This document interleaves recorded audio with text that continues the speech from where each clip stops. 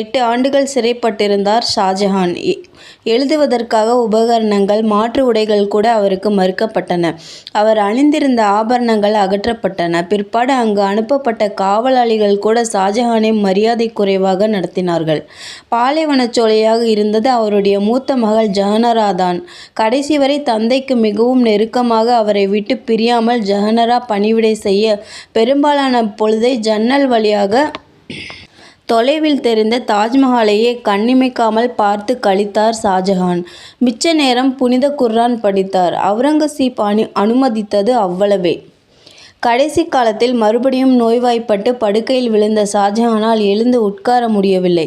அந்த நிலையிலும் தாஜ்மஹாலை பார்க்க வசதியாக அவர் அருகே ஒரு முகம் பார்க்கும் கண்ணாடி வைக்கப்பட்டது.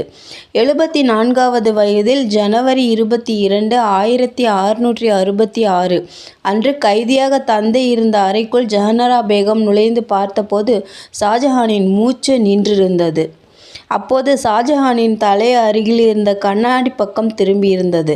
தாஜ்மஹாலை பார்த்து கொண்டே உயிரை விட்டிருந்தார் பாதுஷா.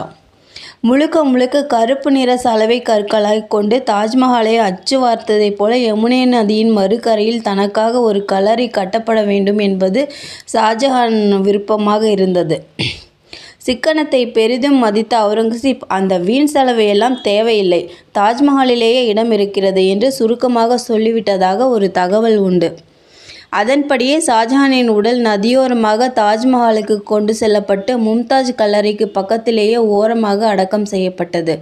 இன்றளவும் உலக புகழ் பெற்றுள்ளதாக ஒரே ஒரு தாஜ்மஹால் தான் கம்பீரமாக இருக்கிறது என்றால் அதற்கு காரணம் அவுரங்கசீப் தான் என்று சொல்லலாம்.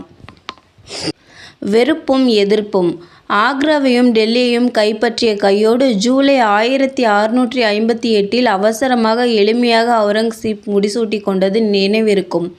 ஓராண்டு கழித்து தன்னை எதிர்த்து உடன்பிறப்பெல்லாம் திட்டவட்டமாக பரலோகம் போய்விட்டதை தொடர்ந்து 2வது முறையாக முடிசூட்டு விழா நடத்தி கொண்டார் பாதுஷா. நல்ல நாளாக ஆஸ்தான ஜோதிடர்கள் தேர்ந்தெடுத்தது ஞாயிற்றுக்கிழமை ஜூன் 5ஆம் தேதி, வருடம் 1659.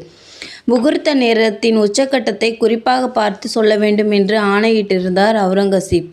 இதிலெல்லாம் மிகுந்த நம்பிக்கையுண்டு மன்னருக்கு. ஆகவே அரியணையின் அருகில் தொங்கவிடப்பட்டிருந்த ஒரு பட்டு திரைக்கு பின் பாதுஷா தயார் நிலையில் நின்று கொண்டிருக்க, குறித்த நேரம் வந்த வினாடியில் ஜோதிடர்கள் கோரஸாக குரல் எழுப்பினார்கள். டக்கென்று வெளிப்பட்டு வந்து மயிலாசனத்தில் அமர்ந்தார் அவுரங்கசீப். அப்துல் முசாஃபர் முஹிவுத்தீன் முகம்மது அவுரங்கசீப் பகதூர் ஆலம்கீர் பாதுஷா அல்காசி என்னும் பட்டப்பெயருடன்